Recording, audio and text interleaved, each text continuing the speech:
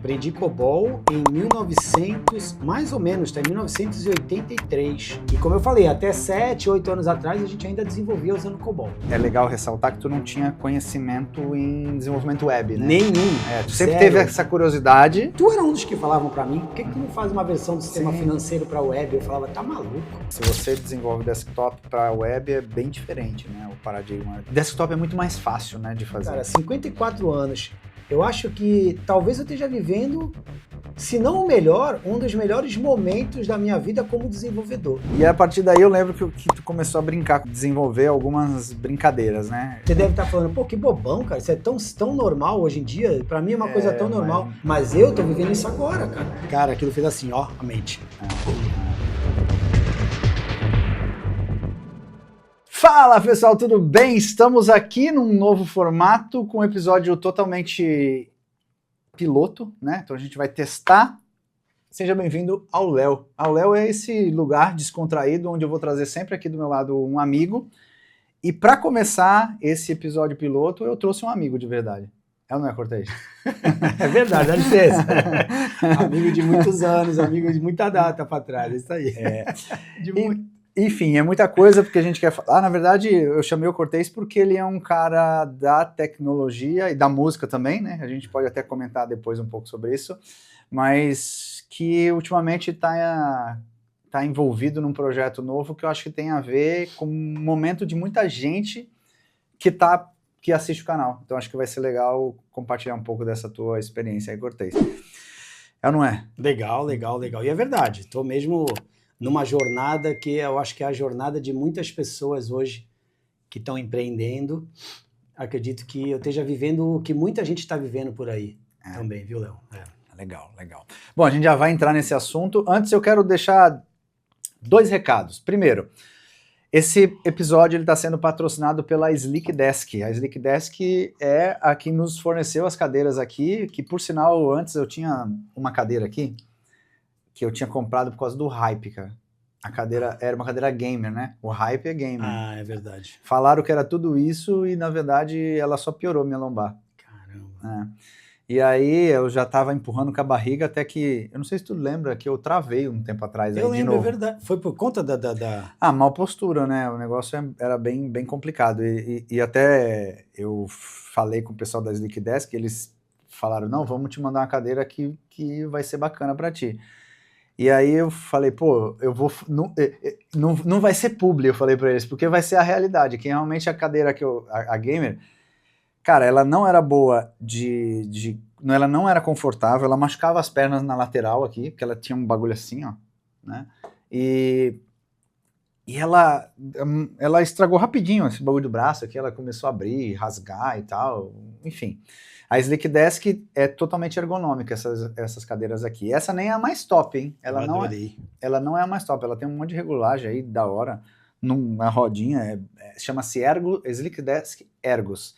Então eu vou deixar um link aqui na descrição, aí se você tiver interesse em conhecer essa cadeira, se você usar o cupom LEOANDRADE, você vai ter R$130 de desconto ainda.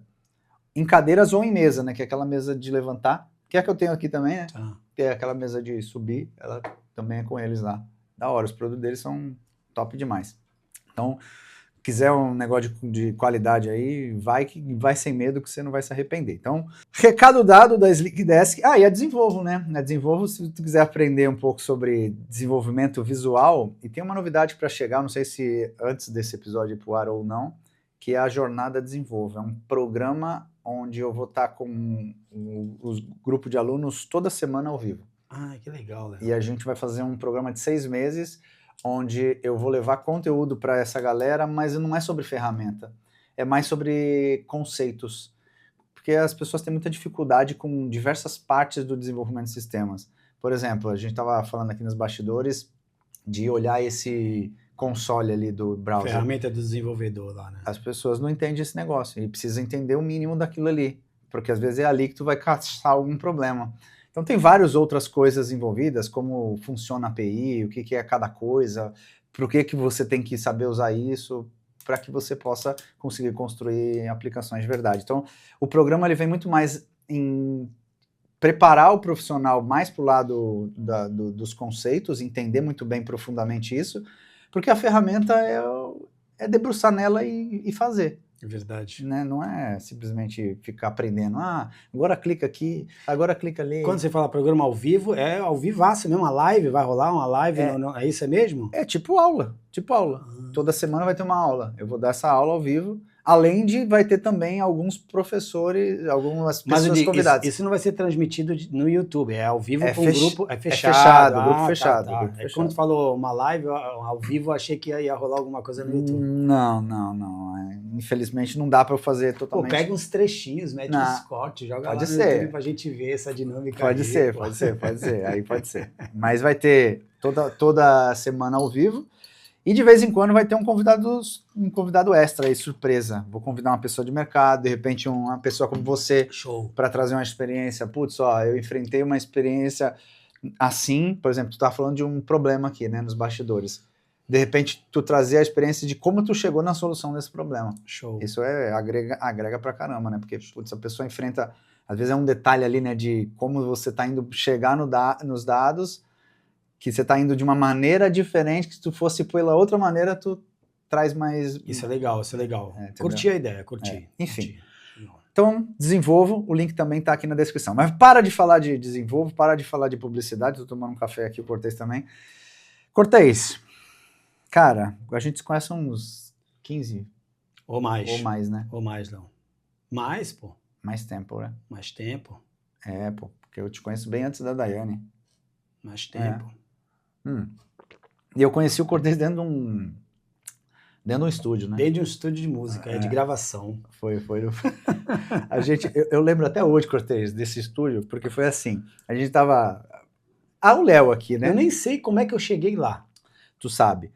Eu não lembro. O meu primo, o Fábio, Fábio Alemão, ele tava produzindo o disco, o CD, né, na época, que era bem popular CD, do Puro Chaveco. Tá, isso eu lembro. Mas eu digo assim, será que foi o Fábio que me convidou? Foi. Então foi isso. Eu não lembrava como é que eu tinha chegado no estúdio. Ele te convidou pra tu dar uma força. Acompanhar, olhar. Pra tu dar algumas opiniões, sugestões, né? Porque tu já tinha produzido. Ele acho que era um dos primeiros, não sei, talvez. E aí tu foi lá, a gente se conheceu lá. Eu já te conhecia assim, né? De ver tocando e tal. E aí a gente se conheceu lá, se conectou. E aí depois tu falou, eu trabalho com tecnologia e tal. Cara, foi um bagulho assim. Pode crer, né? Aí tu me passou o MSN, eu acho que foi. Naquela época minha MSN. Acho que era MSN. No máximo Skype. Talvez. Pode ir lá. Aí eu te chamei, e aí a gente começou a trocar ideia, aí o negócio que ficou desde o começo é que tu falou assim, pô, até agora eu não entendi porque que o cantor lá falou assim, canta Coruja Velha. Tu falou assim... Aí eu falei, Coruja Velha? Eu falei, não, canta Puro Chaveco, era o nome do... Eu não sei por que eu entendi, eu não sei por que naquele momento eu escutei, não sei como eu escutei o cantor falando, como é que é? Fala, canta Coruja Velha. E não era Coruja Velha, era Puro Chaveco. Aí Kleber, era o Kleber, né? Era o Kleber. Aí Kleber, um abraço. Aleatório, né? Total. Tanto é que esse meu amigo Léo, até hoje, quando me chama de Coruja. E aí, Coruja? O que diz Coruja? É o único que me chama de Coruja. Então, é assim que fica. É tipo o cara que corta meu cabelo, por conta do Reboliço lá, da época do Reboliço. Eu não sei porque na época que ele cortou o cabelo do Reboliço pra fazer o segundo disco lá, o que foi o Pezinho que fez, eles foram cortar o cabelo para depois tirar as fotos da capa do disco. E aí o Hulk tinha feito um cabelo pro alto, tipo moicano na época. Eu lembro disso aí. Aí o Hulk era um dos saudosos, um dos integrantes. E aí eu falei, um dia depois que eu fui cortar lá com ele, eu falei, pô, o cabelo do Hulk ficou da hora. Aí ele falou, pô, do Hulk, e aí tal. Só que o Jerry, que é o cara que corta meu cabelo, ele não lembra o nome das pessoas. Aí agora ele me chama de Hulk. A única pessoa que me chama de Hulk até hoje, velho. Pode crer, Jerry. É verdade, o Hulk.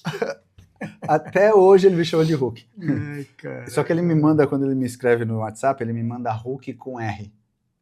Entendeu? O Hulk escreve... pra facilitar. Mas vamos lá, o Cortez. Cara, você é um cara que eu conheci da música, que trabalha com tecnologia, tem uma experiência desde a época do COBOL, né? Tu começou com o COBOL, né? Acho que é legal o pessoal poder entender isso. Cara, eu comecei a aprendi COBOL em 1900, mais ou menos, tá? Em 1983. Caraca, gaguejei. 1983, eu tinha 12 para 13 anos. Eu gaguejei, sabe por quê? Porque eu nasci em 82. É. Caraca. Tinha 12 para 13 anos, não é isso? É isso aí, 12 para 13 anos. Eu estava cursando a minha 8ª série. Meu pai trabalhava perto de uma escola que, por sinal, se chamava COBOL, a escola. Era na Conselheiro Neves, aqui na cidade de Santos, aqui. E essa escola, ela tinha basicamente 2 cursos. Não, ela tinha 3 cursos. Ela tinha curso de digitação, no computador mesmo, de Já no digitação computador, mesmo, tá. Ela tinha o curso de programação, que se dividia em duas etapas, né? Era o COBOL e uma linguagem que chamava QBasic. Era um Basic lá, diferenciado lá, chamava QBasic. Então o curso durava 1 ano. Durante 6 meses eu aprendi QBasic e nos outros 6 meses aprendi COBOL. Caramba. E foi muito legal porque foi a primeira linguagem de programação que eu tive. Meu pai na época me comprou um computador que era desse tamanho aqui, ó. Era um computador da CCE. Uau. Os mais novos aí, a geração Z nem vai saber o que é isso. CCE. Inclusive a gente brincava que dizia que era a Companhia dos Componentes Estragados. Acho que era um negócio assim, o pessoal tirava uma onda. E era um computador que chamava MC1000. Se procurar na internet, MC1000. É uma caixinha cinza, assim, bem bonitinho, tecladinho. Ele era ligado na televisão através da antena, não tinha monitor, né? Eu fazia tudo na televisão. E dentro do MC1000 tinha um Basic. E aí tudo que eu aprendi de teoria, vamos dizer assim, no QBasic lá na escola COBOL, eu apliquei nesse computadorzinho usando um outro Basic que tinha nele, que era um MC Basic, não é uma coisa assim. E, cara, foi ali que eu comecei a sacar essa parada de lógica, de tecnologia, de programar, de entender como as coisas se encaixavam e tudo mais. Eu lembro que eu estava no meu colegial e eu tinha um trabalho de geografia para fazer, eu tinha que apresentar alguma coisa referente ao mapa do Brasil. Alguns dados referentes às regiões do mapa, aos estados e tal. Cara, eu desenhei tudo num programa em Basic, nesse meu MC1000. Desenhei o mapa do Brasil, porque eu descobri um comando que chamava plot. Plot, tu colocava a coordenada. Tá. Ele plotava um pixel com uma cor naquela coordenada. Será que foi daí que veio aquele lance das impressoras de... Não tem um nome de impressora de plotar, não é uma coisinha? Plotagem? Plotagem. Pode ser, não sei. Não sei. Era um comando plot. E aí eu descobri que eu poderia desenhar usando esse comando, cara. Eu fiz o mapa do Brasil todo lindo, colorido, com todas as informações. Cara, deu um trabalho aquilo. Mas naquela época já era uma coisa meio absurda, né? Apareceu um aluno num computador, que quase ninguém tinha computador naquela época. Sim. E na hora de apresentar o trabalho, eu joguei o mapa lá, comecei a apertar os botões, ia pipocando as regiões. Pô, aquilo ali foi um bagulho louco na época, né? E aí, o COBOL... O Basic era mais assim, para entender as coisas como eram, mas o COBOL foi uma coisa assim que começou a me levar mais para o lado profissional da coisa. Tá. O COBOL você já se preocupava em fazer aplicações comerciais e tudo mais. E aí meu pai tinha um amigo que trabalhava num grupo de empresa, chamava Grupo Talismã, aqui em Santos também. E esse Grupo Talismã tinha várias empresas, dentre elas uma empresa de tecnologia, que chamava Taliscom. Foi a primeira empresa que eu trabalhei. Tá. Eu comecei fazendo estágio, né? Fui lá fazer estágio. Fiquei 1 ano e 9 meses fazendo estágio. Lá eles trabalhavam com COBOL. Na época, muitas empresas trabalhavam com COBOL, né? Acho que não tinha. As outras linguagens que tinham, o que era? Era C, talvez. Eu não lembro. Eu nem sei o que tinha mais comercialmente falando. Visual Basic, talvez já tinha. Nem sei se tinha Visual Basic nessa época. Acho que nem tinha. Não lembro. E o que aconteceu? Quando eu cheguei nessa empresa, para fazer uma reunião lá com o gerente, porque eu ia entrar, né, de estagiário e tal. Quem era o gerente da empresa? Era o Reinaldo, o cara que tinha sido meu professor na escola COBOL. Quando eu tive as aulas de COBOL e aula de programação, aí ele me viu e falou, pô, Alexandre, é tu que vai fazer estágio? Eu falei, caraca, é tu que é o gerente. E aí comecei a fazer estágio lá. E aí no decorrer de todos os anos seguintes, aí até há poucos anos atrás, uns 7, 8 anos talvez, a gente sempre desenvolveu usando COBOL na empresa. A Taliscom, ela acabou, a gente abriu uma outra empresa, né, depois, eu, o Reinaldo e mais a encarregada que tinha lá do departamento, que é a Débora, abrimos uma outra empresa, que é a CiaSoft Aplicativos, e a CiaSoft está até hoje, né, a gente tem a CiaSoft até hoje, e agora no final de outubro a gente fez 35 anos de empresa. Caramba. Macia Soft, exatamente. E como eu falei, até 7, 8 anos atrás a gente ainda desenvolvia usando COBOL. E eu costumo brincar com as pessoas que torcem o nariz ou que ficam me zoando, né? Que eu usei um COBOL que era orientado a objeto. O pessoal que utiliza as linguagens aí orientadas a objeto vai se surpreender, né? Porque quando fala em COBOL, pensa aquele monitor verde lá, aquela tela antiga e tal. E na verdade, o COBOL que eu usava toda a biblioteca gráfica do Windows normal, a gente usava todos os componentes do Windows. E quando você olhava a aplicação, você não dizia que era feito em COBOL. Nunca que você ia imaginar que aquilo era feito em COBOL. Eu cheguei a ver isso, eu cheguei a acompanhar e realmente não parecia. Tinha muita coisa muito bacana que a gente fazia. Só que chegou um momento em que até mesmo a mão de obra era difícil, viu, Léo? Para conseguir. Era muito complicado conseguir mão de obra para você agregar ali para a equipe e desenvolver o restante das coisas e tal. Até que eu comecei a me interessar em procurar uma outra linguagem. E aí um grande amigo, né, me sugeriu, falou assim, eu vou fazer o seguinte, eu mexo com C#, eu vou te apresentar o C#, cara, se tu conhece tudo isso de COBOL, quando tu usar C#, tu vai fazer os aplicativos, os programas de olhos fechados e com as mãos amarradas, cara. E aí esse cara foi lá no meu escritório, eu juntei minha equipe lá, na época eram 3 ou 4 pessoas, e aí ele começou a apresentar lá o C# pra gente, com banco de dados, a gente já mexia um pouco com banco de dados e tal, e foi uma loucura, quando a gente conheceu o C#, foi uma loucura. E esse cara que me apresentou o C# tá aqui, chama-se Léo Andrade. Tá vendo? Não é só low code, né? Pô, C# mesmo raiz lá, Visual Studio 2012, acho. Versão do Visual Studio 2012, se eu não me engano. Provavelmente. Aí instalamos lá o Visual Studio 2012, comecei a aprender, e foi exatamente o que o Léo falou pra gente. Quando vocês começarem a mexer com C#, vocês vão mandar muito, cara. E, cara, foi muito legal conhecer o C# e usar todo aquele conhecimento que a gente tinha em COBOL, aproveitar, fazer tudo isso usando o Visual Studio, que é uma baita de uma IDE, né? Sim, sim. E usar aquelas facilidades do IntelliSense. Isso não tinha na IDE do COBOL, né? E para quem tiver curiosidade, eu usava um COBOL que chamava NetExpress. NetExpress 3.1. É um COBOL da Micro Focus. Tá? Procure aí na internet que tem muito material ainda. E aí, cara, eu passei a usar só C#. A gente passou a usar só o C#. Legal. A gente continuou cuidando do legado que a gente tinha, né? Mas a partir daí a gente começou a usar C#.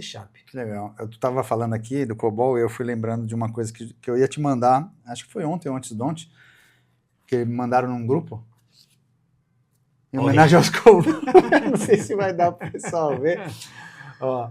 É que o coboleiro, eles falam que são os dinossauros, né? E aqui tem um pé uma pata de dinossauro. Tu sabe que na minha época de COBOL já se falava esse termo. Não é agora, né? Na minha época de COBOL, já chamavam os coboleiros de dinossauros. Porque, cara, eu não vou saber te precisar aqui, mas a história do COBOL remete lá muito mais anos atrás, onde você trabalhava com cartão perfurado. Uau. Entendeu? Era uma loucura. Um papo de cartão perfurado lá. A codificação era feita numa folha quadriculada. Ixi, coisa era antiga, cara. Nossa. Tu foi falando do COBOL e também me lembrei. Aula de ontem. O aluno no final da aula, eu dou aula de banco de dados, né? Tá. SQL. E aí o aluno na saída, ele veio falar, professor, eu consegui o estágio. Porque no primeiro dia de aula, no primeiro dia de aula da turma, eu sempre faço um lance meio motivacional e desafio eles a conseguirem um estágio até o final do semestre comigo, né? E aí falei, quem for conseguindo vai me avisando, né? Vai ser uma comemoração. Aí ele, no final, ele fala, professor, eu consegui estágio. Ele é de Peruíbe. Consegui um estágio em Peruíbe. Eu falei, é mesmo? E aí? Ele falou, vou trabalhar com COBOL. Caraca! Falou, vou trabalhar com COBOL. Mas ele falou, não é nem banco de dados. Ele falou assim, ainda falou pra mim. Não sei qual é a empresa. O COBOL, ele pode ser utilizado como banco de dados, mas ele tem um banco de dados nativo dele. Nós, quando usávamos o COBOL, a gente sempre usou o que a gente chama de ISAM. ISAM. É um banco de dados que não é um banco de dados relacional, né? Ele é totalmente nativo, assim, e ele tem, a estruturazinha dele, ele tem um arquivo DAT e um arquivo IDX, Tá. que são os índices, né, as chaves. E tem uma série de ferramentas para você controlar e tal. Então, e vou te falar, o Exam é muito bom, cara. Era muito bom o Exam. Trabalhar com COBOL e Exam era muito bom. Legal. Mas, quando você trabalha com banco de dados relacional... Mas ele não era relacional, então? Não. Exam não. Ele falou isso pra mim. Exam não é relacional. Não existem tabelas e conexões, relacionamentos, não tem isso. Entendeu? Você cria uma coisa aqui, se tiver alguma coisa associada a isso aqui, você tem que ir lá e refazer, registrar, excluir na mão, manualmente mesmo. Tá. E, como eu ia só para terminar, quando você começa a trabalhar com banco de dados relacional, aí você fala, pô, Exam é legal, mas, cara, a facilidade que tem aqui de você manipular os dados é muito maior, né? Com certeza. E aí, cara, já indo para essa novidade, você começou com o C# lá na CiaSoft, caramba, 35 anos, né? É tempo pra caramba. Começou com o C#, desenvolveu um belo de um sistema em C#, né? Sim, o sistema financeiro. A gente criou um sistema... na verdade, a gente pegou uma versão que a gente tinha de um sistema financeiro que estava em COBOL e a gente desenvolveu uma versão nova usando o C#. Foi isso aí. Perfeito. E foi um trabalho bem árduo ali, que eu me lembro que vocês tiveram, né? Porque vocês sempre tiveram uma preocupação de fazer muita coisa que pudesse ser reaproveitada justamente pelo conhecimento que vocês adquiriram lá com o COBOL orientado a objeto, né? Quando você entende profundamente a orientação a objeto, para quem nunca ouviu falar disso, depois dá uma pesquisada, você sempre vai pensar em componentizar tudo, né? Em transformar. Modularizar tudo, exatamente, componentizar tudo. Cara, já na época do COBOL, Léo, a gente quando começou, porque assim, foi uma transição, né? A gente não usava orientação a objeto, a gente tinha o recurso, a gente tinha essa previsão de usar classes, métodos e tal, mas a gente não usava.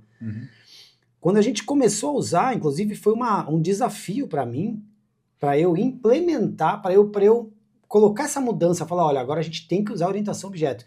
Dentro, inclusive, da empresa, da sociedade. Eu tive que apresentar para os meus sócios que aquilo era uma solução maluca, coisa de outro mundo. Porque você dá manutenção num produto que ele é todo componentizado, todo orientado a objeto, eu descobri como ficava muito mais fácil e muito mais simples e muito mais rápido você dar manutenção num sistema como esse, cara. Mas infinitamente, assim, eu estou usando superlativo mesmo, infinitamente mais fácil dar uma manutenção quando você usa a orientação a objeto. E aí quando a gente foi para o C#, a gente levou todo esse conhecimento que a gente tinha, o C# já oferecia isso aí de uma forma bem nativa, assim, tal, e, cara, usando o C#, então, aí melhorou muito mais, né? Sim. Com as facilidades que a IDE entregava e tudo. Aí foi... Meu Deus do céu, coisa legal, linda. Legal. E aí, depois disso, é legal, antes da gente entrar no ponto que eu quero mais extrair de ti aqui, é legal contar um pouco dessa história para trazer contexto, né? Porque IA sem contexto não responde certo, né? É verdade.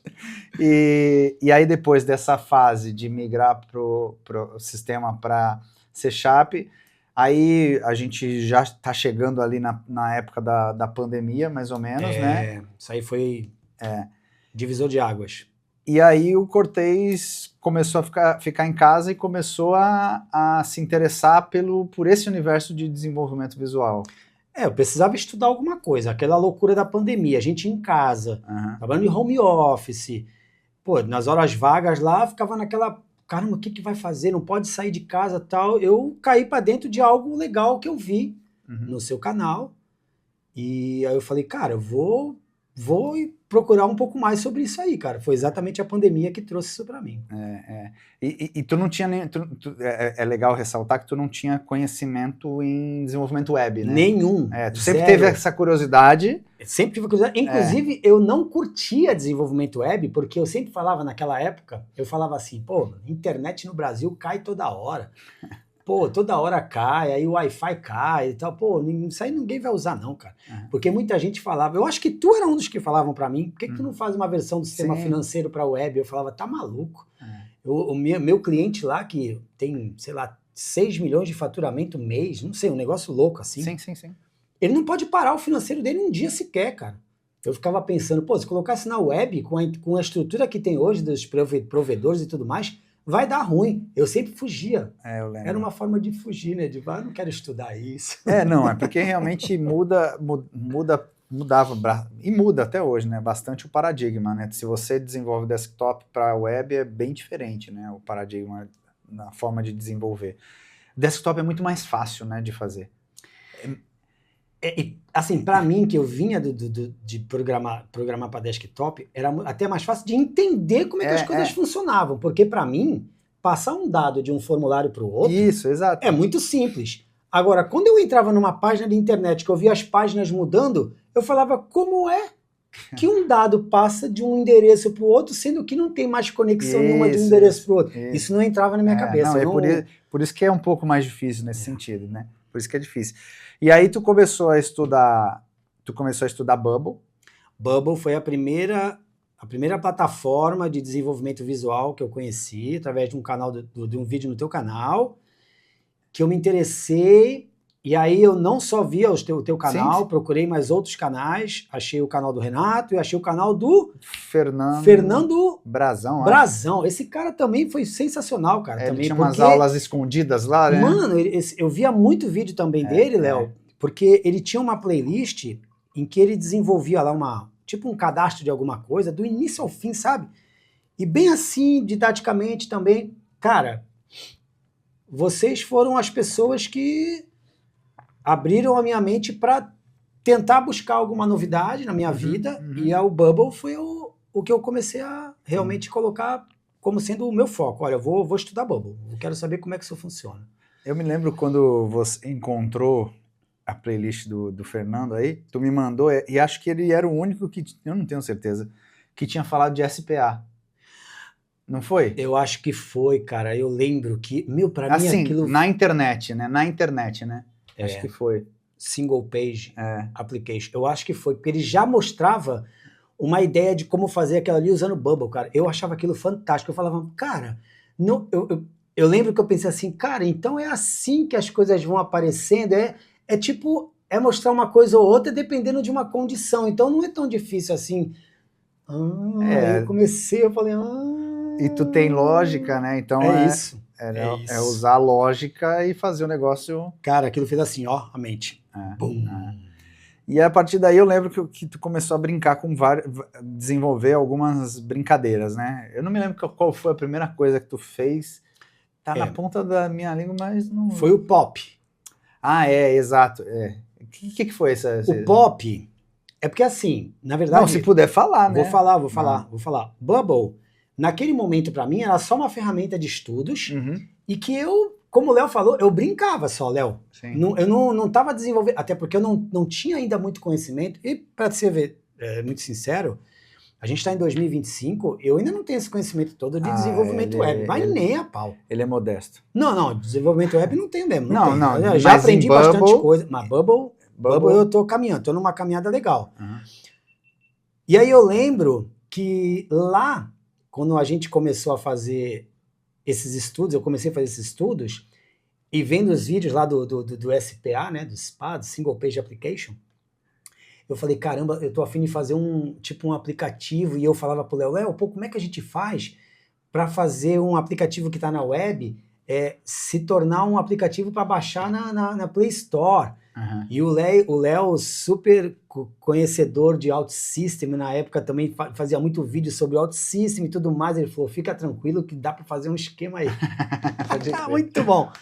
O Pop, ele tinha esse nome porque, na verdade, era uma sigla de Puxa o Papo. É verdade. Puxa o Papo. Era uma ideia mais ou menos assim, aquelas coisas que você quer fazer quando você aprende desenvolvimento visual. Era uma rede social onde você criava o seu perfil e você criava também ali quais são os assuntos que você gosta de conversar. Então, por exemplo, eu criava o meu perfil, eu criei ali o assunto. Criei violão, que eu gosto, criei ações sociais, que eu gosto, criei COBOL, criei alguns assuntos, né? E aí eu podia pesquisar, a plataforma ela me dava aquele tipo discovery, né? Para você descobrir os novos usuários, os assuntos que eles estão querendo conversar. E qual era a ideia da plataforma? Eu chegava, por exemplo, num usuário qualquer que gosta de falar sobre astronomia. Ele colocou lá. E aí eu clicava e eu iniciava um bate-papo com esse usuário, tipo num chat mesmo, feito em Bubble, tá? Eu iniciava um bate-papo com ele sobre astronomia. Já que ele quer conversar, ele gosta de conversar sobre astronomia, Tá. eu entrava e começava um bate-papo sobre astronomia. Eu também gosto e vamos que vamos. Uhum. E o Pop era para isso, né? Pra gente criar um perfil, dizer quais são os assuntos que você gosta de conversar, e o Pop basicamente era para você convidar alguém para bater papo sobre aquilo que ele gosta, que a pessoa gosta de conversar. Um bagulhinho bobo. E aí o Léo me ajudou a criar lá um APK, a gente colocou esse aplicativo na Play Store, e ó, eu fiquei bobo, como teve um monte de gente que baixou e criou perfil. Sem fazer nada de... A gente não fez nada de divulgação. Ads, anunciar, enfim. Só que a gente notou, eu notei, né? Já sei. O pessoal começou a desvirtuar um pouco o conceito do negócio, Léo. Na época a gente não tinha nenhum controle, né? E assim, os assuntos, você podia colocar uma imagem de capa nos assuntos, você podia colocar uma foto de perfil, e para mim aquilo era um must, né? Tipo assim, eu tô construindo uma rede social igual o Facebook, igual o Twitter. Pô, é mó legal. O Bubble me permitia isso. Até que começou a aparecer umas mulheres lá com os como é que chama isso aqui? O colo, né? Os colos meio à mostra, uns perfis meio estranhos, uns assuntos meio estranhos. Os gringos, o pessoal da gringa, tudo criando perfil lá, querendo conversar sobre... Pô, aí a gente teve que parar o negócio, que o bagulho tava ficando zoado, cara. Pô, mas a ideia até que era uma ideia legal, eu curti aquela ideia. Sim. Algumas pessoas falaram pra mim, pô, isso é legal. Por exemplo, tem gente, eu tô estudando inglês. Então eu quero colocar lá, pô, eu gosto de conversar em inglês com as pessoas para estudos e tal. E algumas pessoas chegaram a chamar outras para treinar e tudo mais. Era uma ideia legal. Só que a gente teve que abandonar, né? Mas valeu a experiência, né? Pra caramba, eu entendi como é que funcionava os spa, as transições de telas para fazer com que um aplicativo web fosse o mais próximo possível da experiência que o usuário tem quando usa um aplicativo nativo, né? Eu tentava levar a experiência do nativo para um aplicativo web. E foi realmente uma grande escola, Léo. Foi muito legal esse Pop aí. Aí, do Pop, eu me lembro que tu também fez um jogo, né? Cara, aí depois eu resolvi fazer um jogo. Era um jogo meio que parecia tipo aquele Super Trunfo antigo. Putz, caramba. Que você tinha um card, e aí nesse card você tinha alguns atributos e você jogava, você procurava lá, bom, o Super Trunfo de moto, por exemplo. Aí você tinha moto, tinha lá. Eu tenho isso até hoje, cara. Eu imagino. Eu tinha um também. O meu era de carro, acho.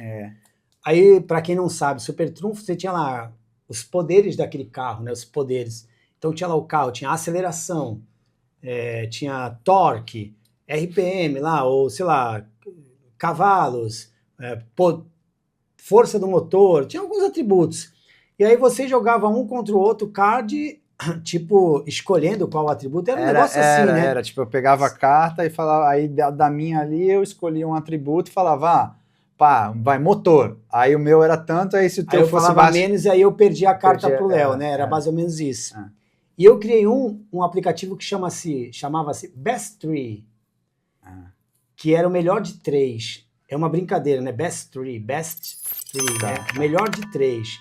Que era o seguinte, você competia um jogador com outro online e quem ganhava a partida melhor de 3 saía vencedor, né? E a brincadeira era mais ou menos essa, você tinha uns monstrinhos, eu criei uns monstrinhos, você podia usar esses monstrinhos, aí cada um tinha um tipo de poder lá, e aí batalhava online um com o outro. Fazer isso também com o Bubble foi muito legal, cara, porque me abriu outras... como eu posso dizer, eu tive outras experiências usando outros recursos da plataforma e, cara, que gostoso foi passar por aquilo, sabe? Eu também era época de pandemia, na mesma época de pandemia, foi o Pop e depois esse Best Three aí, que era um joguinho feito em Bubble. Também tive que parar, né? E aí, eu tô falando isso porque a gente vai chegar no que ele tá trabalhando bastante agora, uma aplicação que ele tá trabalhando. Depois dessa já veio aquela, se não quiser falar nome, tá tudo bem. Não, de boa, não tem problema nenhum. Porque tem um dos projetos, pode ser que ainda não seja no momento dele falar o nome. já foi o projeto dos telões? Eu acho que já. Já foi. Qualquer coisa que veio antes disso foi brincadeira sem relevância, né? Tá. Aí depois, junto com o Léo, a gente desenvolveu uma ideia que basicamente transforma telões de LED em painéis interativos, também feito em Bubble. Muito louco. Esse é bem legal. Na verdade, isso era uma ideia que a gente junto... De mais de 10 anos também. Essa ideia. Copa do Mundo de Copa 2000 do Mundo de 2000 e alguma coisa lá. 2012? 2000. Não sei se 2012 teve Copa, eu acho que teve. 2014. 2014? Era 4 então no é final. isso aí. Era. Então é isso aí, Copa do Mundo 2014. A gente fez um protótipo, né? Que chamava-se Send to Look. Verdade. Na época era Send to Look. Exato. A gente queria mudar um pouco a forma como as pessoas conversavam, tipo numa sala de bate-papo. Vamos imaginar assim, a ideia era criar painéis temáticos e as pessoas poderiam conversar nesses painéis, mandando mensagens, só que ao invés de usar aquele conceito de ter um bate-papo, que todas as mensagens vão aparecer uma após a outra ali, numa mesma lista de mensagens, esses painéis eles mostravam as mensagens de uma forma única, individualmente, cada mensagem uma vez só na tela. Mostrava uma mensagem primeiro, e aí você esperava alguns segundos, e aí a próxima mensagem aparecia. Isso causava uma sensação de expectativa, de deixa eu ver o que vem aí, deixa eu ver quem respondeu e o que vai responder e tal. E acabava prendendo as pessoas, né, nessa dinâmica aí. Chamava Send to Look. Mas aí, esse Send to Look lá de 2014 não tem nada a ver com Bubble. A gente fez, sei lá, em ASP. Foi ASP.NET. ASP.NET, né? O Léo desenvolveu junto com mais alguns amigos. Foi. Não foi isso? Foi. Mas foi baseado nessa ideia que a gente criou... Eu me lembro da Copa...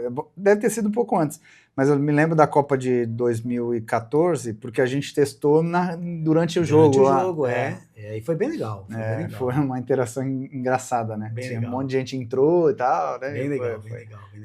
E aí essa inspiração, aí você falou, putz, tinha uma casa noturna aqui e tal, né? Basicamente... Eu trabalhava numa casa noturna como músico e eu via ali o trabalho que o pessoal da casa tinha para poder ajustar as coisas no telão, mudar as mídias que tinha, dos artistas que passavam na casa e tudo mais. Aí, cara, eu comecei a pensar numa forma de automatizar isso, né, usando um aplicativo no celular, web, e controlando tudo que vai no telão, e oferecendo ainda a possibilidade das pessoas interagirem no telão mandando mensagem de texto, que é mais ou menos a ideia do Send to Look lá de 2014. E aí a gente desenvolveu, o Léo tá aqui de quietinho aqui, mas ele me ajudou tudo nessa jornada aí. A gente desenvolveu essa plataforma que faz com que um telão ou qualquer dispositivo de exibição se torne um dispositivo totalmente interativo, né? Bem legal, bem bacana. Boa. E depois desse aplicativo aí de telão, ou durante, né, que você ainda continua mexendo com ele, veio um insight novo baseado num problema, né? Então você percebeu um problema dentro dos clientes da CiaSoft, que é a empresa que é a empresa de 35 anos, Isso. E você percebeu, putz, é uma oportunidade agora de eu usar o conhecimento que eu já estava bem afiado, porque você veio brincando e fazendo... Acumulando. E aí tu percebeu uma necessidade. Conta um pouco dessa história. Aí é onde a gente... Onde a gente vai chegar. Onde a gente quer falar um pouco mais, porque dos aprendizados, né? Sim. Acho que é legal tu falar como tu percebeu a ideia e aí falar um pouco dessa construção. Show. O que acontece? A CiaSoft, até então, ela era uma empresa, e ainda é nesse caso, né, de representação de produtos de terceiros, né? A gente não estava mais desenvolvendo nada dentro da CiaSoft. E aí um dia eu cheguei para minha sócia, para Débora, um abraço, Débora, e eu falei para ela assim, pô, a gente podia criar alguma coisa para oferecer a mais para os nossos clientes, né? E aí ela falou assim, pô, mas o que vai fazer assim, né? O que tu pensa, tal? E tinha uma coisa que a gente notava, Léo, a gente atende muitos escritórios de contabilidade e administradoras de condomínio. E algumas outras empresas, né, de outros nichos, que são empresas maiores, tal, com departamentos próprios, né? Departamento pessoal próprio, que aí não é exatamente um escritório de contabilidade, mas a gente também atende essas empresas grandes. E nos escritórios e nas administradoras, eles desempenham, né, os funcionários, os departamentos dentro do escritório de contabilidade, das administradoras, eles desempenham muitas atividades, muitas tarefas, muitas funções no mês para os clientes do escritório. Tá. Então você imagina um escritório de contabilidade, vamos fazer aqui, tá? Que tem 100 clientes, tá bom? Uhum. No mês, cara, são mais de 5, 6 mil tarefas que são executadas para esses 100 clientes, cara. É muita coisa que se faz. Uhum. Porque você não tem só o departamento pessoal dentro do escritório de contabilidade. Você tem um departamento pessoal, você tem um departamento fiscal, você tem um departamento contábil, você tem o financeiro ali do departamento, você tem a parte documental, tudo isso. E assim, o departamento pessoal, ele tem muita coisa que ele faz para o cliente lá do escritório. Ele tem que fazer a admissão de funcionário, muitas vezes, tem que fazer a folha de adiantamento, tem que apurar pontos, muitas vezes faz escala, muitas vezes faz a rescisão do funcionário, tem que fazer toda aquela parte de homologação. São muitas atividades dentro de um escritório que o escritório faz para cada cliente. E aí, o que acontece? O escritório, lá atrás, há muitos anos atrás, eles tinham, na mesa dos colaboradores, normalmente eles imprimiam uma folha, e tem muito escritório que ainda faz isso, hein? Olha que sacada. Imprimia uma folha, tipo uma planilha mesmo. Eu, por exemplo, chamava de mapa, né? Com toda uma lista dos clientes e as coluninhas, como se fosse uma planilha, tá?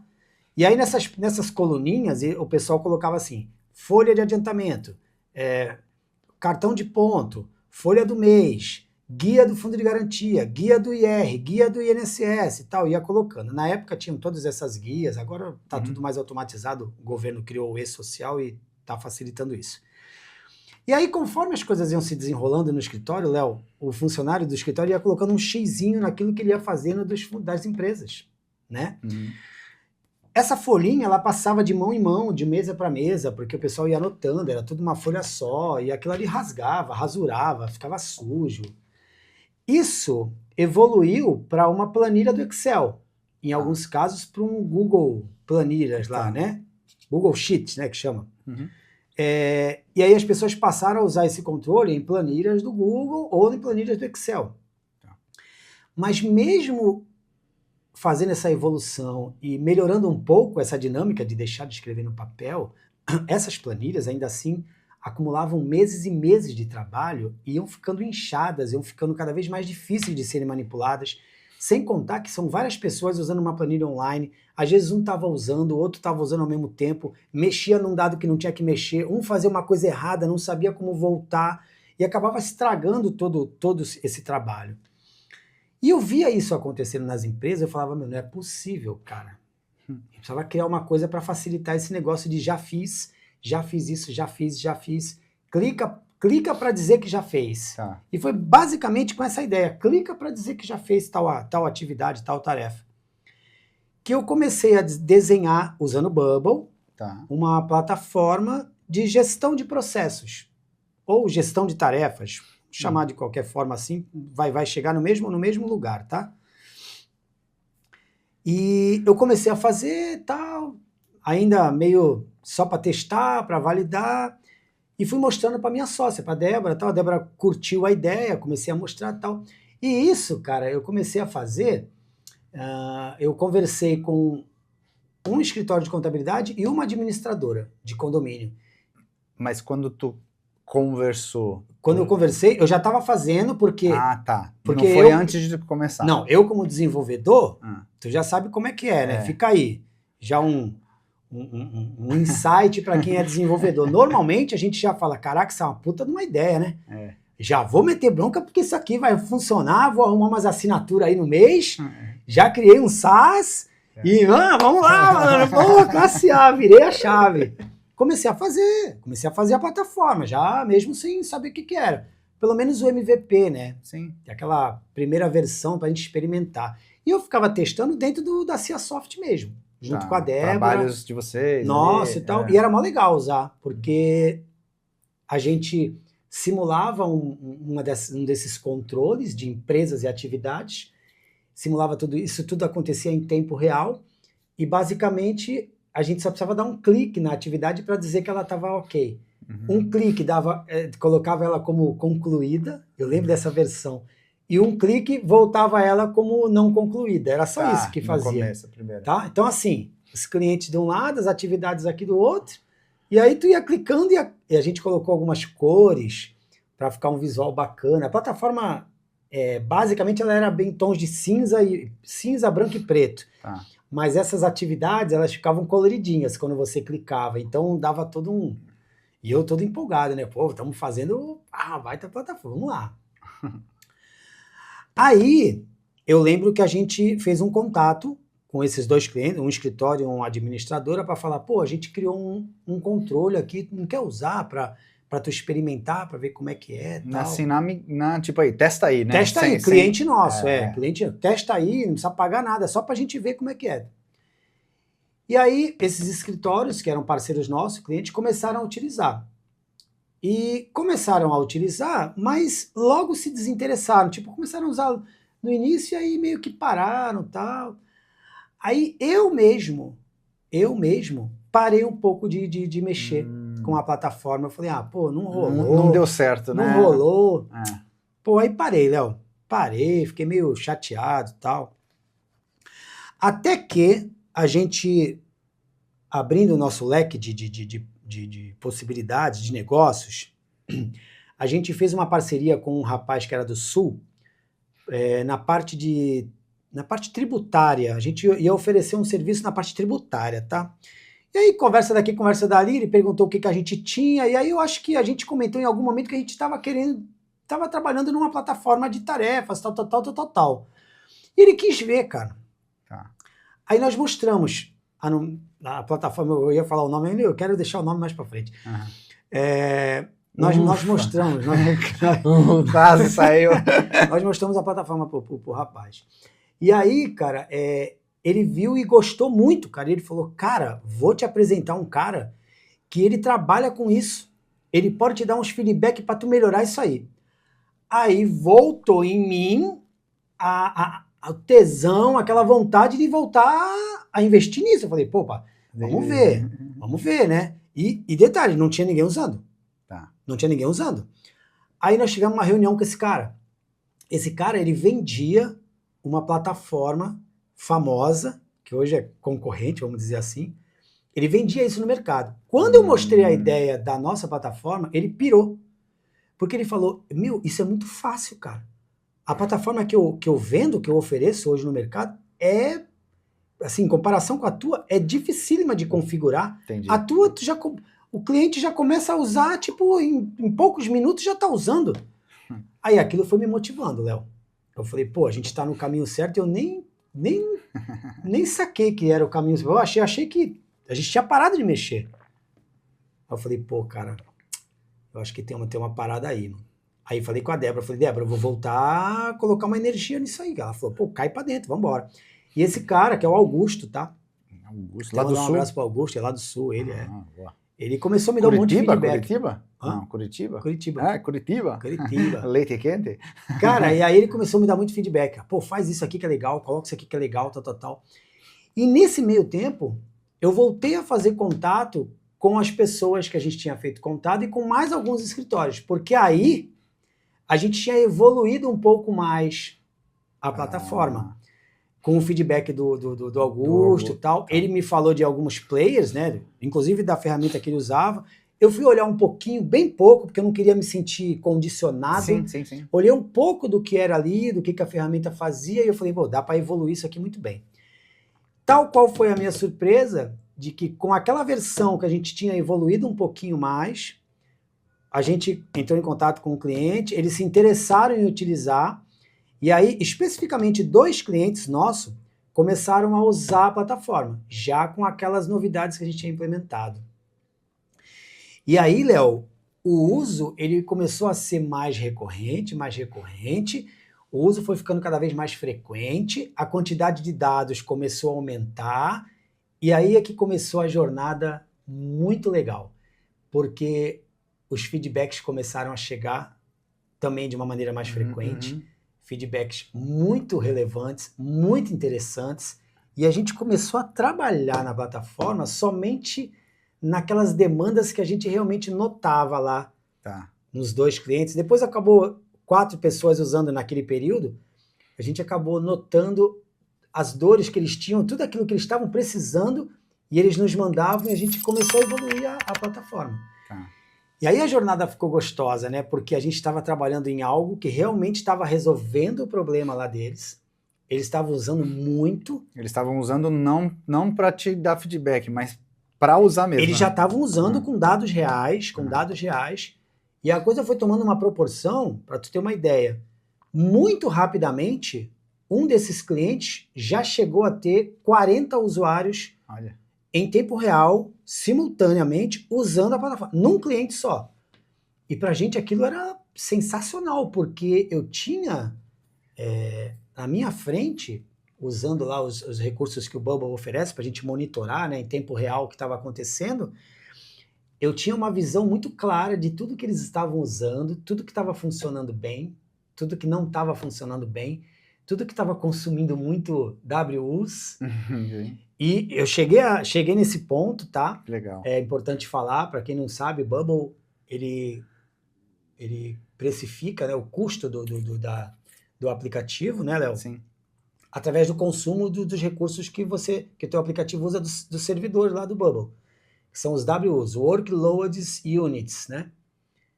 E chegou aquele momento em que o plano que a gente estava usando já estava estourando, porque tinha muito consumo de WU, e aí eu fui atrás dos logs para poder entender o que era. Pô, isso aqui esses workflows estão consumindo. Aí eu chegava lá nos workflows, olhava, falava, pô, Alexandre, mas isso aqui dá para fazer de uma forma melhor, otimizar mais isso aqui. Aí ia lá, mexia, pô, o consumo diminuía. Aí muitas vezes olhava, do jeito que estava ali o consumo, aí eu ia lá olhar na estrutura da base de dados, caramba, essas conexões que eu estou fazendo, esses relacionamentos podem ser diferentes, eu vou consumir menos. Aí mexia aqui. E o Bubble, cara, é muito legal, porque ele permite que você faça... Você consegue colocar ideia, você consegue testar muito rápido, Léo, você consegue identificar os problemas muito rápido, e você consegue corrigi-los muito rapidamente. Tudo isso com o cliente lá rodando loucamente lá a plataforma, os dados e tudo mais. Tudo bem que durante o dia eu procurava não atualizar, né? Sim, claro. Atualizava sempre à noite. E aí, Léo, a plataforma foi evoluindo com esses feedbacks. Hoje a gente tem muito mais clientes utilizando. Chama-se Numap. Olha aí. Numap, a plataforma chama-se Numap. E chama Numap porque a gente trabalha com o conceito de mapas. Pra gente tudo é mapa, né? Tudo que você quer controlar dentro de um escritório, você cria um mapa, coloca dentro desse mapa os clientes ali que você quer controlar, o que você quer controlar, né? As atividades, as tarefas, os clientes, então você tem isso dentro de um mapa. E aí a gente criou esse conceito ali, Numap, né? Essa é a plataforma que a gente tem hoje, toda feita em Bubble. Tem, se eu não me engano, hoje cerca de 70 a 80 usuários ativos na plataforma. Boa. E a gente está adorando, eu estou adorando, né, porque ainda continuo recebendo feedbacks, a gente continua evoluindo ainda a plataforma, de uma forma muito especial. E, cara, tem sido muito legal essa jornada. Deixa eu dar a palavra para ti, porque eu falo pra caramba. Mas, pô, eu tô aqui para te ouvir, não é para me ouvir. Né? O Show. Pessoal já está acostumado a me ouvir, né? E, cara, em cima dessa experiência do Numap, acho que a resposta é sim, né? O pensamento que você teve lá no início para o que a plataforma é hoje, houve muita mudança. Assim, houveram mudanças, sim, né? Sim, houveram mudanças. Muitas. E isso graças ao validar o produto, né? Exatamente, Léo. É tipo, pôr na rua para alguém usar, Sabe né? o que é mais interessante? Talvez tu tenha passado por isso. Lá na década de 80, década de 90, Léo, eu não lembro desse conceito de criar um MVP, lançar no mercado. Não tinha isso, Léo. Você tinha que criar um sistema, a gente chamava de sistema na época, já com os recursos que o cara precisava e lançar e torcer para que aquilo atendesse a demanda lá da necessidade do cliente, cara. Não tinha esse negócio de tu lançar um MVP para testar, validar e no decorrer dessa validação você ia evoluindo a plataforma, corrigindo as coisas, inserindo os novos recursos. Não tinha isso, cara. Não tinha. Eu fui descobrir esse negócio de MVP, vamos fazer um MVP para validar muito depois, cara. Talvez com o Ricardo Caspirro. Talvez com o Ricardo Caspirro. Grande abraço. Resgatei o nome. Eu não falo com o Caspirro, caramba. A SEBS, Associação das Startups e Baixada eu não lembro o nome dele. Aí, Ricardo, um abraço. Faz tempo que eu não te vejo, hein? Caramba. Cara, e aí, o que você falou é totalmente verdadeiro, cara.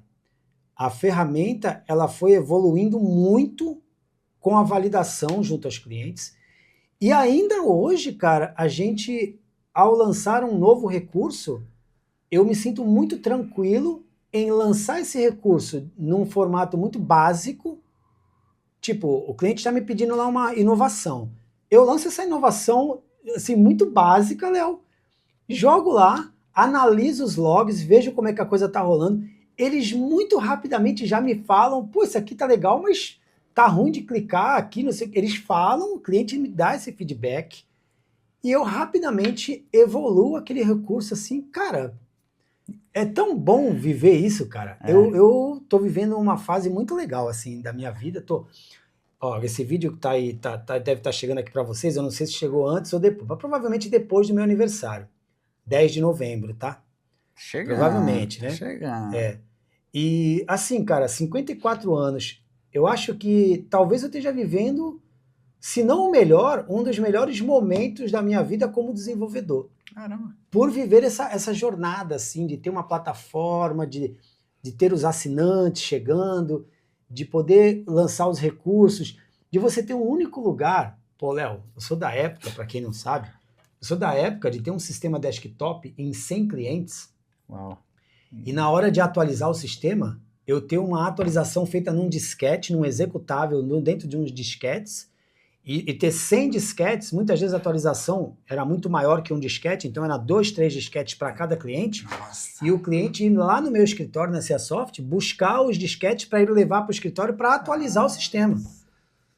Eu passei por isso, pô. Que trabalho. Eram centenas de disquetes que a gente tinha na CIASoft para atualizar o cliente. Eu vivi essa época, cara. Sistema desktop, a internet nem existia. Não tinha como. Hoje em dia, né? Tinha que buscar o disquete no escritório e ir lá atualizar. Eu estou vivendo uma época em que eu abro o Bubble, eu coloco o recurso, mando lá para a produção, jogo lá, faço deploy e já está tudo atualizado no Brasil inteiro, em todos os clientes. Eu sei que para você que tá, não sei que nasceu agora há pouco tempo, tá? Segura aí também, segura. Você deve estar falando, pô, que bobão, cara, isso é tão normal hoje em dia. Para mim é uma coisa tão normal, mas eu tô vivendo isso agora, cara. Exato. Nos últimos anos. Exato. Desenvolvendo para web, um produto para web, eu tô vivendo isso agora, mas eu vivi lá atrás onde que o negócio era punk. E quando dava problema no disquete que o cara ia atualizar lá, que tinha que voltar os 3 disquetes, a gente tinha que fazer era um saco, mano. Putz. E assim, eu falo, se não é o melhor, é um dos melhores momentos da minha carreira como desenvolvedor. Legal. Uma coisa que me veio aqui na cabeça, assim, conhecendo você, eu sei que você tem um cuidado demais com as coisas, né? Para vocês terem uma ideia, na hora que a gente começou a ligar aqui, ele falou, putz, acho que tá um pouco torto ali a câmera, né? A imagem, né? Ele tem é muito detalhista. E aí, como é que foi para você, como você falou, agora a empresa vem com uma necessidade, você faz do jeito mais simples possível e coloca no ar. Como é que foi para você acostumar com esse? Não, beleza, eu vou colocar o mais simples, mas eu tenho que deixar de lado um pouco o meu preciosismo. Cara. Você, Léo, é um cara que sempre me falou, sempre deu uns tapas na minha cara e falava, aí, o feito é melhor que o perfeito. O Léo fala isso pra mim direto. Ainda fala até hoje, tá ligado? Ainda fala até hoje. Assim, quando eu digo eu mando básico, né? A própria convivência com a plataforma e a experiência que você vai adquirindo com o uso, você acaba já fazendo algumas coisas já meio que no automático, já mais encaixadinha num formato bonito, assim, num formato legal. Eu falo básico no sentido de você, de repente, não colocar tanta energia num recurso até que você possa validá-lo. Então, assim, a gente coloca lá o íconezinho mais basiquinho que tem, não fica procurando, de repente, na internet, deixa eu achar o ícone que faz faz uma transição, porque o usuário vai gostar. Não, um íconezinho, texto básico ali, não tem transição nenhuma de tela, abre, fecha, acabou, o pop-up que eu vou abrir é um título básico com 2 botões básicos, é basicamente isso. Uhum. Não quer dizer que seja uma coisa feia, tá feito, não. Você acaba, até por conta da experiência de você componentizar tudo, você acaba criando os elementos reutilizáveis que tem no Bubble, Sim. e aí você cria meio que um padrão. Aí você vai criar precisa colocar um pop-up novo lá com alguma mensagem, você já tem aquele padrão que você criou. Então, apesar de ser um novo recurso que é básico, você já tem alguns elementos ali que você já usa no recurso que já seguem o padrão da plataforma, né? Tá. Então, assim, acaba facilitando, eu acabo criando de forma básica, mas ele já fica num visual bacana, legal. Mas eu realmente, diferentemente de em outros momentos, Léo, eu, quando vou fazer alguma validação de algo dentro da plataforma, eu não coloco toda a energia, não coloco mesmo, eu realmente jogo lá o recurso e fico esperando o feedback da galera mesmo, vou em busca dos feedbacks e tal. No começo eu fiquei meio assim, né? Porque eu sempre gostei de Sim. já lançar a coisa direitinho, mas hoje em dia tô bem de boa com isso. Passou na psicóloga, né? Para ela te ajudar. Várias sessões. Muito bom, muito bom. Cara, legal essa história toda. E dentro desse processo, né? Falando desse último momento com esse app aí, o que foi mais difícil para ti? Na verdade, eu vou falar que não é o que foi mais difícil, o que ainda está sendo mais difícil.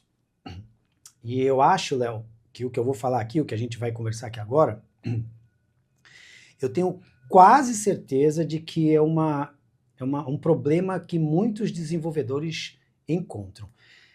O que eu noto hoje que é difícil, tá? Eu não sei se a frase vai ser bem colocada, mas assim, eu sou um cara de produto. Eu fico muito focado no produto. Não quer dizer que eu não me preocupe com o problema que ele resolve, tá? Não é isso que eu tô querendo dizer. O que eu tô querendo dizer é que eu não sou o cara que vende. Apesar de eu me identificar como um cara que sou muito comunicativo, gosto de pessoas, gosto de falar, de me conectar com as pessoas, quando eu tô em torno de um projeto como esse, eu foco muito naquele projeto e na busca dos feedbacks e na tentativa de colocar as coisas que tem que colocar, resolver os problemas que tem que resolver. Eu fico muito ligado no produto. E uma coisa que para mim é muito difícil é eu me desvincular disso, me desassociar, me desconectar disso para, por exemplo, vender o produto, transformar isso como um negócio mesmo. Tá. Hoje eu tenho muita dificuldade. Eu acho que vai chegar um momento, e eu acabo sofrendo algumas críticas por conta disso. O Léo mesmo é um cara que muitas vezes fala pra mim, pô, cara, tu tinha agora que ir pra rua pra resolver as coisas aí, começar a colocar isso pra vender mais, fazer um barulhão mesmo e tal. Mas é uma coisa que eu sinto muita dificuldade, Léo. É você, como desenvolvedor, que tá ali desenvolvendo o produto, você tá empolgado em ver o código. Desculpa, eu falo código por... Sim, não. Meio que natural, né? Mas e ver as coisas rolando ali na tua plataforma, no Bubble, ali na parte de desenvolver a coisa, eu fico muito focado nisso, em resolver as coisas, colocar os recursos que tem que colocar, corrigir as coisas que eu tô vendo que tem que corrigir, e não vendo. Tá. Né? De repente não faço um trabalho bacana nas redes sociais, de repente não faço um trabalho bacana de marketing, de gestão de tráfego, de me conectar mesmo com o negócio, de transformar aquilo que você está fazendo realmente em um negócio. Isso eu acho que é uma parte difícil que eu tenho que trabalhar mais em mim, cara. Eu tenho muita dificuldade. Com essa plataforma, por exemplo, é uma coisa que hoje acontece, não tenho problema nenhum em expor isso aqui para você, porque eu acho até que vai servir. Muita gente pode se ver nesse mesmo momento que eu vivo hoje. Eu tenho um produto que eu adoro de mexer, de resolver. Pô, trabalho até tarde da noite muitas vezes, porque me envolvo mesmo com ele, mas eu tenho uma dificuldade muito grande de vender. Eu tenho uma sócia que cuida dessa parte comercial, mas que também está aprendendo muito com esse processo, também tem uma dificuldade grande também nesse processo, e a gente está aprendendo muito com isso, sabe, Léo? A gente tem que passar por esse desafio aí. que é a partir de um produto que você tem, você realmente transformar isso num negócio. Porque não adianta nada ter o produto, tem lá. Nós já temos clientes pagantes, é muito legal, a gente já está, assim, de uma certa forma ali tranquila com os custos que tem da ferramenta, tá tudo legal, mas a gente precisa vender. A gente precisa apresentar essa plataforma. Eu preciso, em algum momento, me desconectar dessa área técnica e ir para o negócio. Tá. Talvez deixar de ser um cara mais técnico em algum momento e passar a ser um cara de negócio. Eu tenho muita dificuldade com isso, cara. O problema é que... eu entendo. E eu acho que eu já te falei isso, né? Com certeza já deve ter. Provavelmente... Havia um tapão. Não, é porque eu tenho intimidade, a gente tem muita intimidade, né? Pode mandar. Você fala os bagulho pra mim quando você acha que é, e eu também falo. Mas não é nem tapão. Eu acho que eu devo ter falado isso. Você poderia criar um canal de aquisição orgânico fazendo... É que tudo bem, é que o problema da tua... Eu ia falar da rede social, né? É que o problema da tua rede social pessoal é que tu fala muito da música, né? Mas era nessa linha que eu falei. De repente, talvez, poderia ser o canal da própria... Não sei se da própria Numap, ou você criar um canal diferente. Canal, digo rede, né? E você mostrar, tipo... bastidores do negócio, sabe? Tipo, tentar gerar engajamento de um público que possa se interessar por aquela ferramenta, mas de uma pessoa, porque normalmente quando você tem uma pessoa é mais quente do que uma empresa, né? Quando é muito mais difícil você fazer um perfil de empresa crescer do que um perfil de pessoa crescer. É que fazer com o do Alexandre Cortez, por exemplo, vamos pegar o Instagram, fazer o do Alexandre Cortez, eu acho que vai misturar, porque tem muita gente da música ali, né? É verdade. E talvez não seja uma boa estratégia, mas de repente poderia criar um perfil, o Ale da Numap. Um perfil, entendeu? Teria que ser... O Ale mais técnico, vai mais na parte de tecnologia, vamos falar assim, porque o que você falou é verdade, o meu perfil do Instagram, nas minhas redes sociais de uma forma geral, existe um público, acredito, muito maior da música, porque também vivi muito tempo com a música, do que propriamente com a área digital, com a área de tecnologia. Existe isso mesmo. E são Léo, coisas bem diferentes. Sabe, né? Qual é o grande lance, cara? A gente vê muito, eu ouço muito você me dá muitos conselhos em relação a isso. A gente sabe qual é o caminho que tem que ser trilhado. Cada um vai trilhar de um jeito, Claro, óbvio. A gente sabe que tem que se fazer, tem que trabalhar as redes sociais, a gente sabe que isso é necessário, a gente sabe que precisa se fazer, em algum momento, começar a fazer anúncios, usar gestão de tráfego para fazer anúncios, para você tracionar, para trazer audiência. A gente já sabe qual é aquele protocolo que a gente tem que seguir, ok? Mas assim, cara, eu preciso trabalhar isso muito em mim, porque a impressão que eu tenho é que existe uma trava mesmo em imaginar que eu tenha que parar o que eu estou fazendo ali com as coisas da plataforma e começar um trabalho nas redes sociais de fazer, por exemplo, criativos, fazer vídeos, fazer stories e tal. Existe uma trava, cara, muito grande comigo, cara. E eu sei que isso é prejudicial para o negócio. Eu sei que é prejudicial. E eu preciso trabalhar isso, né? Mas eu confesso que existe uma trava, cara. Eu preciso realmente destravar isso. E eu vou te falar, alguns minutos atrás eu comentei. Eu gosto de pessoas, gosto de me conectar. Eu acredito até que quando eu conseguir me desconectar desse outro lado e dedicar uma energia para fazer um trabalho nas redes sociais em cima dessa plataforma, eu acho que vai dar bom, cara. É o que eu acho que vai dar bom. Entendi. Eu acho que vai dar bom. Eu só não consegui ainda... Cara, é incrível como eu me sinto travado em dar esse primeiro passo. E é óbvio, a gente tá perdendo, tipo assim, como é que fala, né? O dinheiro tá deixando o dinheiro na mesa, né? É assim que fala, né? É assim que fala. Você tá deixando de vender tua plataforma, de captar novos clientes aí, de aumentar o teu MRR.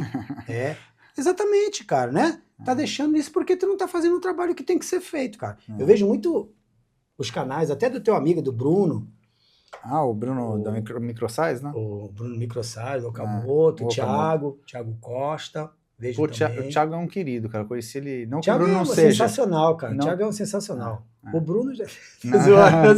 O Bruno é de Curitiba, inclusive a gente falou de Curitiba. Cara, eu estive em Curitiba e não consegui falar com esses caras. Depois é que eu descobri. Eu vejo todo o vídeo do Bruno, eu vejo, cara. Porque ele fala, tem um lance entre o Founders to Founders lá, ele fala muito sobre empreendedorismo, sobre microsize, as coisas que os criadores, o pessoal que cria os microsize, o que eles estão vivenciando e tal. Eu vejo muito aquilo ali, cara, eu fico pensando, caramba, cara, eu preciso fazer isso, cara. Boa. Preciso fazer isso, cara. Um dia, Bruno, tu, quem sabe, né? Um dia eu vou estar aí no teu canal do YouTube aí, fazendo uma entrevista contigo. Pô, meu sonho, cara. Quem sabe? Eu também, hein? Aí, Bruno, aí. O Léo tá aqui em casa, pô, mora na praia do meu lado, a gente tá sempre junto. Vamos ligar pro Bruno aqui agora. Tá doido? Cara, mas assim, de novo falando desse lance da rede, eu me lembro, tu foi falando, eu me lembrei quando eu comentei isso contigo. Foi quando a gente foi no meetup da Bubble, lá que o Vitor fez lá em Sorocaba. Sorocaba. Eu comentei contigo, alguma coisa assim. Mas realmente, você usar o teu perfil hoje, pessoal, o que tu tem atual, não vai funcionar. Eu acho que você poderia sim. E eu não estou falando de perfil do Danumap, eu estou falando de perfil do Alexandre Cortez. Perfil pessoal do Alexandre Cortez, empreendedor da área de tecnologia. Da área de tecnologia ou empreendedor? Alguma coisa assim, acho que empreendedor. Mas aí de produtos, né? De produtos digitais. Porque aí tu poderia falar desse produto do Numap, do outro aí dos telões. Pode falar o nome do telão? Da Aleo Media. E falar... E, cara, eu sei que é difícil, e, de novo, quando eu falo pra ti, é mais no sentido de tentar te ajudar a destravar nesse negócio. Mas se você criar esse perfil, não tô falando pra você colocar muita energia, você vai criar esse perfil, só tem que pensar qual seria esse Cortez da... Tu é bom de criar nomes. Eu escrevi Alexandre Cortec. Cortec. T-E-C-K no final, Cortec. E aí, se tu se comprometesse a fazer um post por semana, e esse post, tipo assim, não é aquele post que tu vai ter que fazer uma arte, não, é o Alexandre. É o Alexandre falando, puta, tu não sabe o que aconteceu. Eu tô aqui com o meu produto o Numap, que aí tu faz um jabazinho, tal. E essa semana... Aí tu fala desse problema que tu teve. Cara, eu tive esse problema aqui. Sabe como é que eu resolvi? Eu fiz isso. Acabou, tu fez teu conteúdo da semana. Um por semana. Por quê? É aquele lance você tá me falando que voltou a correr esses dias aí, né? Pra você voltar a correr, tu tem que dar o primeiro passo pra criar essa frequência, né? E ter consistência, exatamente. Então, foi assim que eu comecei esse canal, cara. Eu falei lá em 2018, putz, eu tenho vontade, aí pintou uma ideia... E aí eu falei, beleza, eu vou começar um vídeo por semana. Aí eu comecei, foi mais difícil no começo. Putz, essa semana eu tô cansado. Putz, não vou. E aí isso virou rotina, né? É o poder do hábito. Acho que tem um livro que fala sobre o poder do hábito, né? Eu nunca li. E eu acho que tu poderia ir nessa linha, cara. E assim, despreocupado. O perfil não tá crescendo? Tudo bem, eu vou fazer o meu da semana aqui. Coloca essa atividade no Numap. Atividade no Numap, é isso aí, já vou controlar já. Coloca essa atividade no Numap, feito na semana, beleza. Semana que vem eu volto aqui. Olha, o Léo tá me dando uma ideia aqui, né? Quem sabe, né? Porque assim, esse programa aqui, você que tá assistindo esse programa hoje aí, pode ser que... Eu não sei quando esse programa vai pro ar ainda. Pode ser que você, quando acesse lá as minhas redes sociais, já tenha esse perfil criado e eu já tenha começado um trabalho. Estou pensando numa coisa aqui, eu tenho o meu canal pessoal no YouTube, que não tem nada. Assim, não tem nada muito voltado à música e nem nada muito voltado à tecnologia. Deve ter uma meia dúzia de vídeo lá, antigo, que eu tal. Estou pensando se de repente não seria interessante eu começar a fazer as coisas nas redes sociais, mas também usar o canal do YouTube para levar alguns conteúdos aí e fazer um bem bolado. O que tu acha? Assim? Não, acho que é legal. Que, pode assim, rolar? O Instagram... Bom, tu manja também, né? O Instagram é muito papum, né? O negócio morre rápido, né? Não, sim, no Instagram, nesse caso, seria aquelas coisas mais... O Eu digo no YouTube para trazer algumas coisas mais, entendeu? Mais densas ali, de repente mostrar um pouco mais os bastidores com a tela do desktop aberta. Manja, assim, não sei se eu tô... Não é bem um building public, tá? Não seria nem muito isso aí, porque até porque o negócio já está bem caminhado, né? Mas e qual é o problema? Qual é o problema? Porque o YouTube, a vantagem dele é que ele fideliza muito mais, né? Ele fideliza muito mais do que o Instagram. O Instagram é muito momentâneo, muito rápido as coisas acontecem lá, né? Tanto que eu, por exemplo, eu tenho muita dificuldade do Instagram. Se tu for olhar, olha meu perfil no Instagram. Não tem 10 mil pessoas. Olha o perfil aqui no YouTube. É louco isso, né, cara? Eu tenho mais facilidade aqui. Então, como eu tenho mais facilidade, eu ponho mais energia aqui, porque eu tenho mais facilidade, né? Mas eu acho que caberia. Eu acho que caberia um build public. Por que não é um build public? Só porque já tá rodando? Não, tu pode começar contando as histórias. Como é que surgiu a ideia, o que tu pensou em fazer, por que tu pensou em fazer. E de repente não precisa ser vídeos longos, que nem eu faço, né? Nem precisa. Não é nem essa. Porque não é tutorial, não tem, entendeu? E tu faz ali um por semaninha. Eu vou... Tá aí o Léo aí. Pô, provocação. Despertando novidades aí na minha mente. Eu vou pensar nisso, viu, Léo? Sabe por quê? Porque, assim, se você coloca na tua rotina da semana até se tu quiser usar aqui, a gente grava aqui, cara. Pô. É uma boa ideia. Se tu coloca isso dentro da tua semana, esse conteúdo, no começo ele demora, né? Mas isso vai esquentar os leads que vão poder virar teu cliente. E é uma forma orgânica, e o orgânico converte mais, né? E aí também tu tá preparando um perfil. A hora que tu falar, beleza, vamos dar uma impulsionada em alguma coisa aqui, de repente tu usa esse perfil, porque ele já tá um pouco qualificado, entendeu? Entendi. Porque usar o da empresa é muito mais complicado. Não, entendi. Cara, eu vou pensar bem nisso aí mesmo, porque até antes da gente começar aqui o bate-papo, nos bastidores, eu tava comentando contigo. A minha maior dificuldade, cara, hoje, realmente é me desligar do produto e passar a ser um cara de negócios em algum momento. Porque senão, cara, eu vou ficar ali focado numa tela de computador ali só, desenvolvendo, só colocando recurso e tal, criando, e o negócio não acontece, cara. Eu acho que eu preciso realmente dar esse primeiro passo para destravar as coisas e para que isso que a gente está criando na empresa, né, no MAP, para que isso realmente alcance, ganhe tração, a gente possa trazer uma nova receita, trazer novos clientes, levar isso aí para novas empresas, cara. Tá faltando isso, cara. É a dificuldade realmente que eu enfrento hoje. Legal. E para quem quiser conhecer no MAP, como é que faz? Cara, então, no MAP você pode acessar o site numap, tem um Yzinho no final, né? numap.com, pode criar uma conta gratuita e experimentar. A conta gratuita, ela tem, assim, não são todos os recursos que estão disponíveis, mas você pode criar lá um mapa, colocar acho que até 10 empresas e fazer um teste lá para ver como é que é a dinâmica da Numap, né? E pode também me procurar, se for o caso, nas minhas redes sociais, a Alexandre Cortez. A nova já, não? Não. Alexandre Cortez, pode me mandar um direct lá, se precisar, se quiser uma demonstração, de repente, né, da ferramenta e tal, a gente pode marcar, eu posso fazer uma demonstração online. Bacana. Que eu acho legal também. E é isso. Legal.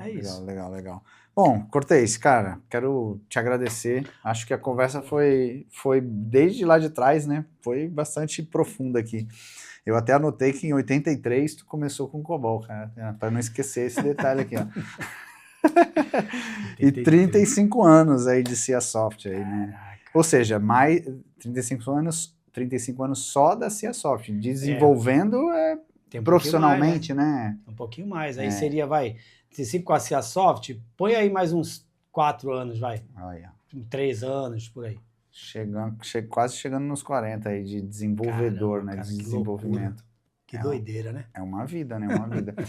Cortez, pô, obrigado. Você foi eu falei, Cortez, eu vou fazer uma novidade aqui, que vai ser o Auléu, né? É uma conversa com uma pessoa, e eu queria fazer o piloto com alguém que fosse um grande amigo. Ele falou, pô, na hora. Aí a gente fez um pré-piloto aqui, né? Fez um pré-piloto de teste, aí entendemos fizemos o MVP, primeiro. O MVP, verdade. Fizemos o MVP, aí validamos, beleza, tem esses detalhes aqui, aí demos umas ajustadas. Algumas eu já percebi que a gente precisa ajustar, mas é aquilo, né? Como é que você falou? O feito é melhor que o perfeito, então, Léo. Vamos lá. Eu aprendi essa frase, a primeira vez que eu ouvi essa frase, hoje todo mundo fala, né? Tá. Eu aprendi essa frase com o Christian Barbosa. Né? Quando eu trabalhei com ele lá na Tríade, foi uma baita de uma experiência, né? E aí ele falava muito isso. Não, gente, vamos lá, faz, depois a gente melhora. Faz, depois a gente melhora. Era muito isso. E eu levei isso pra caramba, né? Eu falo isso pro Cortez, mas, putz, às vezes eu falo mais pra... Não é bronca, né? Eu sei, pô. É pra tentar, tenta fazer isso. É motivar mesmo, vai né? Que dá, né? Provocada. Vai que dá. Mas às vezes eu dou uma cutucada nele mesmo. Várias vezes, né? Lá ele. Cortez, obrigado, mano. Eu que agradeço. Eu que tenho que agradecer esse convite, Fiquei mó feliz. Muito legal bater esse papo aí. Espero que vocês tenham gostado. E, Léo, já tô torcendo para que venham os próximos episódios, aí, os próximos convidados. Quero que o Léo cresça muito e que seja um sucesso aí também no YouTube, aí no teu canal. E eu quero que tu volte mais pra frente para contar um pouco mais de histórias novas. Cara, vamos ver como é que vai ser essa jornada desse novo perfil aí de empreendedor. E a próxima vez que eu vier, eu vou contar aí os resultados que eu colhi. Acho que vai ser legal, Boa. E aí, se você ainda não está inscrito no canal, se inscreve, deixa aí seu comentário, o que você achou desse formato, o que você acha que pode melhorar, porque isso sempre é feedback, né? A gente falou de feedback aqui, acho que é legal você trazer o feedback para a gente poder melhorar. E também comenta aqui quem você gostaria de ver aqui sentado conversando comigo. E detalhe, a gente tá na minha casa, hein? Aqui é tudo dentro de casa, aqui é home office. Bruno Okamoto, sou teu fã, vem aí, fala com o Léo, vem aqui, faz uma visita aqui na Baixada, em Santos, na praia, te levo para almoçar num lugar legal junto com o Léo, vem aqui participar desse bate-papo, ia ser incrível, hein? Não era isso que eu ia fazer, mas eu gostei dessa ideia. Desculpa, o convidado fala quem deveria vir. Pô, sensacional, velho! Eu adorei essa ideia. Aí, ó. Bruno, tá desafiado, hein? Vem para Santos um dia atrás da família, vem passear aqui, tem uns lugares legais para você conhecer, vem num dia que esteja tempo bom, né? Porque Santos só chove também, né? Tem um detalhe aqui, Santos só chove. Mas é isso, Cortez, obrigado pessoal, um grande abraço, fique com Deus e até o próximo Léo. Valeu!